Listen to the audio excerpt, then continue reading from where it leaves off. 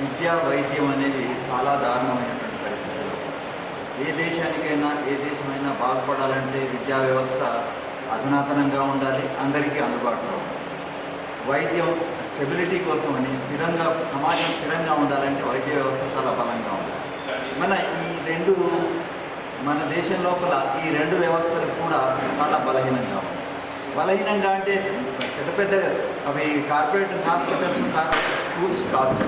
మనకు బలం అంటే ప్రతి గ్రామం లోపల ప్రతి అట్టడుగున ఉన్న వాళ్ళకు కూడా అవి అందుబాటులో ఉండాలి. అట్టడుగున ఉన్న వాళ్ళకు కూడా దాని లోపల ప్రవేశం ఉండాలి. దాంట్లో కొనసాగించడానికి ఫ్రీగా ఉచితమైనటువంటి విద్యా వైద్యం ఉండాలి. అవి రెండు మన దేశంలో లేవు. 30%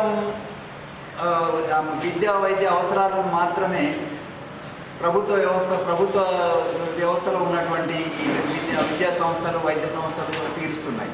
మిగతా 70% ప్రైవేటు చేతి లోపల ఉన్నాయి. ప్రైవేట్ అంటే దాని లోపల దానికి ఉండేటువంటి లాజిక్ దానికి ఉంటుంది. వాళ్ళకి ఏంటంటే ప్రతిదీ వాళ్ళు డబ్బులు పెట్టాలి కాబట్టి డబ్బులు పెట్టినప్పుడు మేము లాభాలు సంపాదించాల్సిందే అని చెప్పేసి వాళ్ళు అనుకుంటారు. దాని జోలికి మనం పోము. ప్రభుత్వమే విద్యా వైద్యము కేజీ నుంచి పీజీ వరకు ఉచిత విద్య ప్రభుత్వమే అమలు చేయాలి. దాన్ని ప్రభుత్వ వ్యవస్థ లోపలే ఉండాలి. ప్రతి ప్రాథమిక వైద్యము, మధ్యమ వైద్యము, తర్వాత ఉన్నత వైద్యం అన్నీ కూడా ప్రజలందరికీ ఉచితంగా ఇవ్వాలని చెప్పేసే ఉద్దేశంతో మేము వివిధ ప్రజా సంఘాలను కలిసి విద్యా వైద్య పరిరక్షణ కమిటీ అని చెప్పేసి మేము ఏర్పాటు చేసుకున్నాము. దీన్ని విద్యా వైద్య వ్యవస్థలు ప్రభుత్వం లోపల ఉచితంగా అందరికీ అందాలని చెప్పేసి ఉద్దేశంతోనే బయలుదేరుతున్నాము. అది ప్రజల లోపల ప్రచారం చేసి సాధించుకునేందుకు మేము ప్రయత్నం చేయాలని చెప్పేసి నిర్ణయించుకొని ఈరోజు మేము ఈ పత్రికా సమావేశం ఏర్పాటు చేశాము.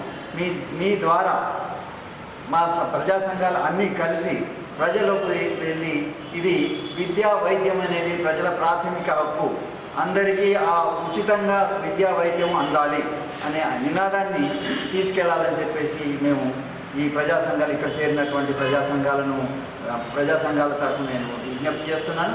మిగతా ప్రజల సంక్షేమం గురించి ఆలోచించే ప్రజా సంఘాలన్నీ కూడా వచ్చి మాతో సహకరించి దీన్ని ఒక మహోద్యమంగా తయారు చేయాలని చెప్పేసి నేను మీ ద్వారా అందరికీ విజ్ఞప్తి చేస్తున్నాను. జిల్లాలో జరుగుతున్నటువంటి వైద్య దోపిడీని నిరసిస్తూ విద్యా వ్యాపారాన్ని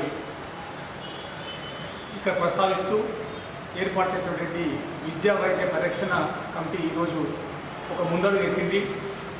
ఈ యొక్క విద్యా వైద్యం వ్యాపారాన్ని అరికట్టాలి. ప్రజా డబ్బులతో చదువుకున్నటువంటి ఈ వైద్యులు, ఈ ప్రజా డబ్బులతో చదువుకున్నటువంటి ఈ విద్యావేత్తలు అందరూ కూడా ఒక దోపిడీ మార్గాన్ని ఎంచుకున్నారు. ఇది ఎంతవరకు కూడా సబబు కాదు. ఇప్పుడు ప్రధానమైనటువంటి వ్యాపారం ఏదైనా ఉన్నది అంటే విద్య వైద్యమే అయింది. ఎక్కడ కూడా లక్షలలో ఫీజులు, ఏ హాస్పిటల్ అడ్మిట్ అయినా లక్షలలో బిల్లులు, ఇట్లా పేదవాడికి విద్య అనేటువంటిది మిథ్యగా మారినటువంటి పరిస్థితి మనం చూస్తూ ఉన్నాం. నిజానికి వాళ్ళ కలిగివాడి అనేది ఒక పెద్ద మాఫియా సెంటర్ అయిపోయింది. మాఫియాకు అడ్డగా మారింది. ఈ మాఫియా అడ్డను నిర్మూలించాలి, ఈ యొక్క విద్యా వైద్యం పేరు జరుగుతున్న దోపిడిని అరికట్టాలనేటువంటి ఒక సదుద్దేశంతో ఈ యొక్క విద్యా వైద్య పరిరక్షణ కమిటీని అన్ని సంఘాలు, ప్రజా సంఘాలు, మేధావులతో చర్చించిన తర్వాత ఏర్పాటు చేయడం జరిగింది. ప్రధానంగా ఇవాళ విద్యారంగంలో చూసుకున్నట్లయితే ఇది అకాడమిక్ స్టార్ట్ కాగానే ఏజెంట్లు వస్తారు. ఏజెంట్లు వచ్చి ఆ ఏజెంట్ల కమిషన్ తోటి పిల్లల్ని వాళ్ళ కాలేజీలో చేర్పించుకుంటున్నారు. అట్లనే ఇవాళ ఒక హాస్పిటల్ నిజామాబాద్లో ప్రారంభమైంది అంటే దానికి ఏజెంట్లు, ప్రధానంగా గ్రామీణ ప్రాంతాల్లో ఉన్నటువంటి ఆర్ఎంపీలు, పిఎంపీలు వాళ్ళకు 30 నుంచి 50% కమిషన్లు ఇచ్చి ఇవాళ రోగాలు లేకుండా కూడా వాళ్ళకు చికిత్సలు చేసి అనేక రకాల పరీక్షలు చేసి ఇట్ట నిలువుగా పేదవాడిని పోసేటువంటి దుర్భర పరిస్థితి ఏర్పడుతున్నది. ఒకనాడు నిజామాబాద్ అంటే వైద్యానికి పెట్టింది పేరు. డాక్టర్ లక్ష్మారెడ్డి, జల్పతిరావు, జేజే రెడ్డి, ఇట్లా అద్భుతం, భారతీరాణి మేడం, ఇట్లా చాలా గొప్ప గొప్ప వైద్యులు ఉండి ఇక్కడ 10 రూపాయలకు మందులు ఇస్తే తగ్గేటువంటి పరిస్థితి ఉండే. అటువంటిది ఇవాళ అడుగు పెడితేనే 1000 రూపాయలతో ప్రారంభమవుతున్నది. అడ్డగోలు ఫీజులు మొన్నటి వరకు ప్రగతి హాస్పిటల్ లక్ష్మణ్ సార్ దగ్గర 30 రూపాయల ఫీజు ఉంటుండే.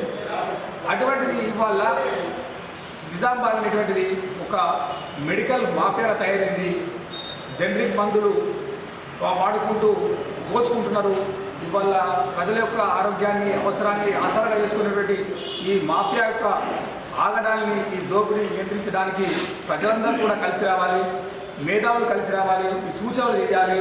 ఈ పోరాటంలో చివరి వరకు మనం కలిసికట్టుగా ఉందామని పిలుపునిస్తున్నాం. జై. విద్యా వైద్యం అనేది అందకుండా పోతున్నటువంటి పరిస్థితి ఈరోజు కొనసాగుతుంది.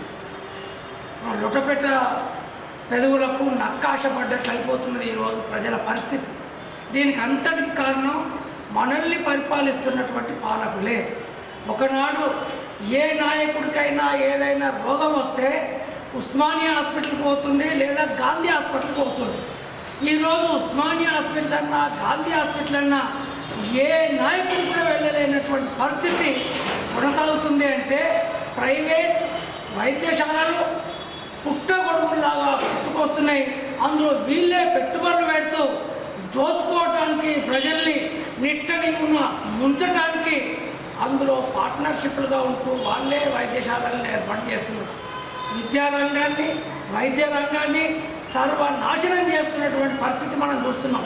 ఈరోజు వాళ్ళు కేటాయిస్తున్నటువంటి కేటాయింపుల్లో కనీసం విద్యకు 10%, వైద్య రంగానికి 30% కేటాయిస్తే ప్రజలందరికీ అందుబాటులో వచ్చి రావడానికి అవకాశం ఉంటుంది. ఇంతకుముందు మిత్రులు చెప్పినట్లు చేతు ముడితే 500, ఇంజక్షన్ ఇస్తే 1000 రూపాయలు. దీనికి ఏ రోగం లేకున్నా నెత్తి నొస్తుందంటే స్కానింగ్ చేయమంటారు, సిటీ స్కాన్, దానికి ఒక 5000. లేదు జ్వరం వచ్చిందని అయితే మలేరియానా, లేదు టైఫాయిడా, రక్త పరీక్షలు, ఇట్లా పరీక్షల పేర్లతో 1000 రూపాయలు దోచుకుంటున్నటువంటి పరిస్థితి మనం ఇలా చూస్తున్నాం. గతంలో నాడి చూసి మందులు రాసి పంపిస్తుంది. అట్లా ఒక వారం రోజులకు తగ్గకపోతే అప్పుడు పరీక్షలు చేపిస్తుంది. ఇప్పుడు అది ఏమీ లేదు. వచ్చిన బట్టి చాలు నేను ఎట్లా కొయ్యాలని చెప్పి చూస్తున్నటువంటి పరిస్థితి మనం చూస్తున్నాం. వీటి నుంచి మనం బయటపడాలంటే ఖచ్చితంగా ప్రభుత్వం దీని మీద చొరవ తీసుకొని నిధులు కేటాయించి హాస్పిటల్లో తగిన సిబ్బందిని ఏర్పాటు చేస్తే ప్రజలకు కొంతలో కొంతైనా మేలు జరిగే అవకాశం ఉంది. అదేవిధంగా ప్రభుత్వ పాఠశాలల్లో కానీ, కాలేజీల్లో కానీ సరైనటువంటి ఏర్పాట్లు చేయకుండా, టీచర్లను పెట్టకుండా, వాళ్ళకు ఎలాంటి సౌకర్యాలు లేకుండా చూడటం వల్ల ప్రైవేట్ విద్యాలయాలకు పంపించాల్సినటువంటి పరిస్థితి వస్తుంది. ఎల్కేజీ పిల్లల్ని పంపుతున్నామంటే వాళ్లకు సంవత్సరానికి 50,000 రూపాయలు ఫీజులు కట్టాలి. ఆ ఫీజులతో పాటు డ్రెస్సులు, బూట్లు, బ్యాగులు, పుస్తకాలు, అవిట్లకు ఒక 20,000, 30,000 కట్టాల్సి వస్తుంది. అందుకోసం ఇవన్నీ తగ్గాల, పేదవాడికి కూడా విద్యా వైద్యం అందాలంటే ప్రభుత్వం చొరవ తీసుకున్నప్పుడు మాత్రమే సాధ్యమవుతుంది. కాబట్టి ఇప్పటికైనా పాలకులు దృష్టిలో పెట్టుకొని విద్యా వైద్యానికి పెద్ద ఎత్తున నిధులు కేటాయించాలని, లేకపోతే విద్యా వైద్య పరిరక్షణ కమిటీ ఆధ్వర్యంలో ఉద్యమం చేస్తామని చెప్పి ఈ సందర్భంగా మేము ప్రభుత్వాన్ని హెచ్చరిస్తున్నాం. ये जो प्रेस मीट है, हम मुल्क भर के लोग जो है ना क्या है, हम लोग जो है इंतखाब करते हैं हमारे गवर्नमेंट को और हुकूमत को। हुकूमत का जो काम है आवाम की जो ना क्या है भलाई के लिए मुख्तलिफ जो है स्कीम्स वगैरह लगाते हुए आवाम की देखभाल करनी चाहिए। ख़ास तौर पे जो ना कि हमारी हुकूमतें ख़ास तौर पे जो ना बुनियादी जो चीज़ें हैं, एक है रोटी, कपड़ा और मकान, उसके साथ साथ बुनियादी जो चीज़ें हैं यानी ये उसको इम्पॉर्टेंट जो मिलनी चाहिए। एक है जो ना हेल्थ, दूसरा है एजुकेशन, तालीम और तिब। लेकिन ये बहुत बड़ा महंगा हो चुका है इन दिनों में, आए दिनों में। गुज़िश्ता दिनों के अंदर हम लोगों ने जो है ना कॉलेज में, स्कूल में जो पढ़े हैं, गवर्नमेंट स्कूल में पढ़े हैं, और अगर जो है ना कि अगर तबीयत ख़राब होती है तो गवर्नमेंट सरकारी दवाखाने में इलाज होता था। लेकिन ये ऐसा हो गया है आसमान छू जा रहे। अभी मेरे साथी ने कहा है कि जो है क्या है हर गवर्नमेंट के अंदर यानी जो है फ्री इलाज होता था, अभी जो है ना वो 30% गुज़िश्ता जो है क्या है 70 से 80 अफराद जो है ना वो % अफराद जो है ना उनकी इलाज वगैरह गवर्नमेंट इदारों में होता था, गवर्नमेंट सरकारी दवाखाने में होता था। उसी तरह जो है क्या गुज़िश्ता जो तालीम होती थी गवर्नमेंट के इदारों में होते थे, सरकारी इदारों में होते थे। लेकिन फ़िलहाल क्या हुआ आप लोग, तो ये लोग क्या कर रहे हैं, इसको जो है ना क्या जो स्कूल्स है सरकारी जो है ना स्कूल्स है, उसी तरह जो है ना हमारे दवाखाने हैं ये बंद पड़ रहे। क्यों पड़ रहे बोले तो जो है ना क्या करें, गवर्नमेंट जो है ना क्या है ये प्राइवेट इदारों को यानी इंकरेज करते हुए ये जो सरकारी दवाखाने ख़त्म नहीं होना चाहिए, साथ ही साथ हमारे स्कूल्स है ख़त्म होनी चाहिए। कैसा ख़त्म करें बोले तो जो ना डॉक्टर है तो दवा नहीं रहता, दवा रहता तो डॉक्टर नहीं रहती।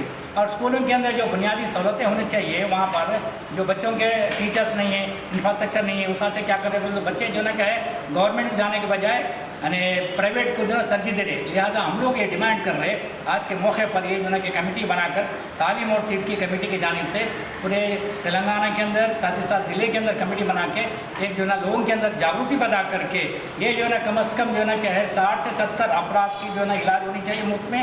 साथ ही साथ जो है क्या प्राइवेट कॉलेज के अंदर भी वो लोग जो है क्या 25% अफराद को वो लोग एडमिशन देने चाहिए। और फीसेस भी जो है क्या है बहुत बड़े अंदाज से जो है क्या बहुत बड़े जो है क्या लूटिंग माफ़ी हो रही है और ये लूट का जो है ना ये है बाजार ख़त्म होनी चाहिए, ये मिनिमाइज़ करनी चाहिए जो स्कूल के अंदर फीस ले रहे।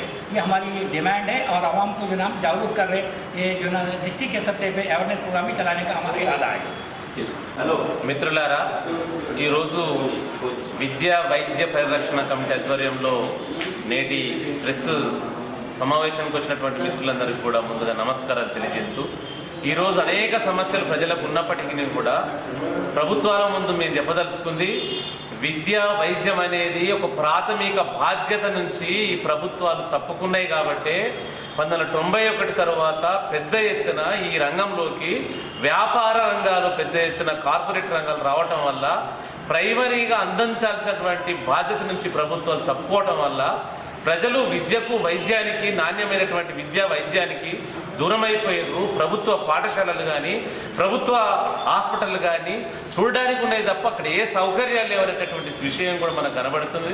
ఈరోజు 100లో సార్ చెప్పినట్టుగా 30% మాత్రమే పేదవాళ్ళు, వాళ్ళు కటిక దరిద్రులు, తిండికి లేనటువంటి వారు 40% ఉంటే 30% మాత్రమే వారికి కనీస వైద్య సౌకర్యాలు అందిస్తున్నటువంటి స్థితి ఉన్నది. రంగారెడ్డి, హైదరాబాద్ లాంటి స్కూళ్ళల్లో ఇప్పటికీ 470 పైన స్కూళ్ళు మూతబడి ఉన్నాయి. పిల్లలు స్కూల్కు పోవటం లేదు. దీని మీద సోయి లేదు ప్రభుత్వాలకు. ఎందుకని మూతపడుతున్నాయి అనేటువంటి విషయంలో కనీసం ఆలోచించినటువంటి స్థితి లేదు. ప్రభుత్వ దవాఖానాలకు పోదామంటే భయపడుతున్నారు జనాలు. రోగాలు, అనేక రోగాలు తెస్తున్నటువంటి సమాజం, అనారోగ్య సమాజం ఏర్పడుతున్నప్పటికీ కూడా వైద్యంలో విపరీతమైనటువంటి దోపిడీ, దీన్ని ప్రోత్సహిస్తున్నటువంటి పాలక వర్గాలు కూడా కృషి చేస్తున్నాయి. వారికి ఇప్పుడున్నటువంటి వైద్యం అందించడంలో ఈ ప్రభుత్వాలు చాలా నిర్లక్ష్యం చూపుతున్నాయి. అందుకని ఈ వైద్య పరిరక్షణకు సంబంధించినటువంటి దాంట్లో ప్రజలందరూ కూడా, అన్ని ప్రజా సంఘాలు కూడా వచ్చి ఈ కనీస బాధ్యతని ఈ ప్రభుత్వాలు చూడకపోతే పెద్ద ఎత్తున ప్రజలందరూ కూడా మూమెంట్లోకి వస్తారని, ఆ సందర్భం వస్తుందని డాక్టర్ సూరి గారి నాయకత్వంలో ఈ జిల్లాలో ఉమ్మడి సంయుక్త జిల్లాలో కామారెడ్డి, నిజామాబాద్ రూరల్, నిజామాబాద్ సంయుక్త జిల్లాలో కూడా పెద్ద ఎత్తున ఈ ప్రచారం చేయడానికి ఈ సమావేశం ఏర్పాటు చేశాం. ఈ కార్యక్రమంలో పెద్ద ఎత్తున అందరూ పాల్గొనాలని మేమందరికీ విజ్ఞప్తి చేస్తున్నాం.